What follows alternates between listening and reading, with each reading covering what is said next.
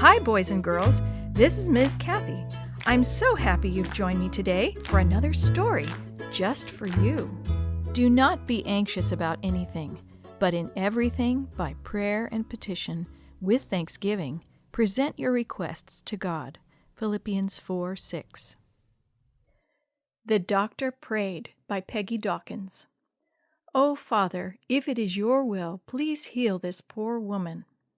As the doctor finished his earnest prayer, he opened his eyes and for one brief moment looked through the window of the operating room. There was a look in his dark blue eyes that seemed almost like despair. How he wished he could do something to save this woman who was lying unconscious on the operating table. If only she had not gone to the witch doctor.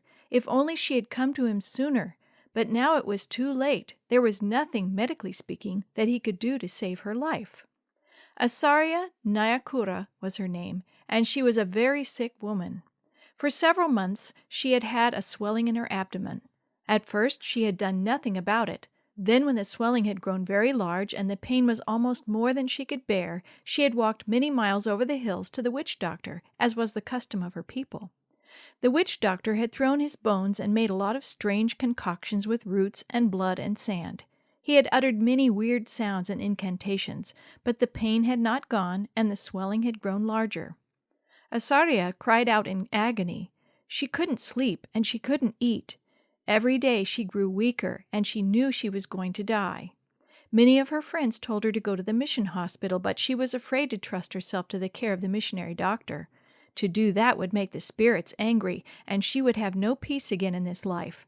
Yet she longed for help, if only someone would bring relief on her pain-racked body. At last, after many days, she allowed her friends to take her to the mission hospital on the hill.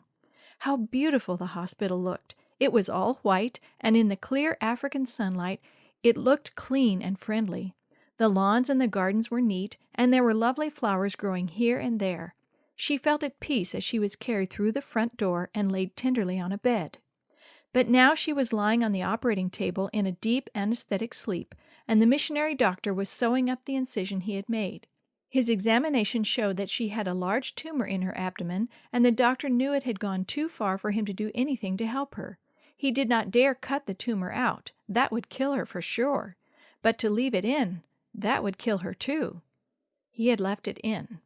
Again the missionary doctor prayed, "I have done all I can, dear Father. If it is your will, you can still heal her and restore her to her family." Back in the ward, Asaria was given loving care and tender treatment. No one expected her to live, and the nurses could do nothing for her but make her as comfortable as possible. Every day they prayed with her and told her about the Savior who loved her and wanted to save her. Every night they showed her pictures of that same Savior and asked him to care for her while she slept. After a few weeks of good nursing care and nourishing food, Asaria was still alive.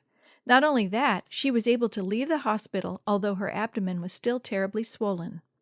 The doctor sadly watched as Asaria made her way down the dusty road and disappeared into the bush, where she would probably die. Several months went by, and activities at the hospital continued at a busy pace. Every day new patients were examined and admitted to the wards, and every day they received tender care and love from the dedicated missionary doctor and his nurses. One evening pictures were to be shown in the large hospital dining room. An announcement went out to the villages nearby inviting the people to come. In they came, for they loved to see pictures on the screen. The doctor sat at the back of the large room and watched as the people passed by and took their seats. He had helped many of them, and they showed their respect and affection for him as they greeted him.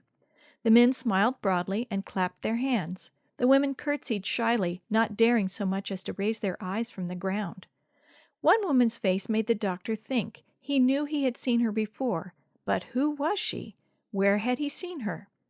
The pictures had already started when he suddenly remembered. Yes, she was the woman with the large tumor. She was the poor African woman he could do nothing to help, the one he had watched disappear into the bush to die. But here she was, after all these many months, looking well and strong.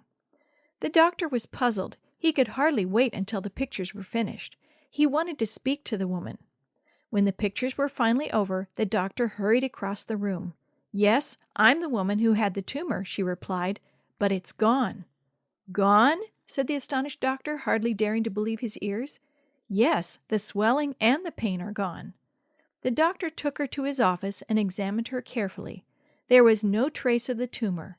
God had heard and answered the prayers of a dedicated missionary doctor.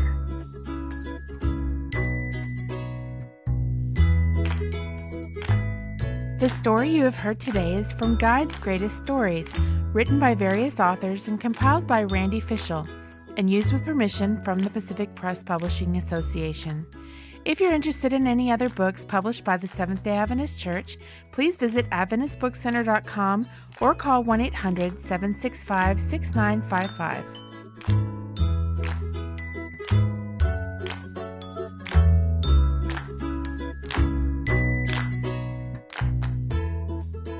This podcast is a production of the Carolina Conference of the Seventh-day Adventist Church.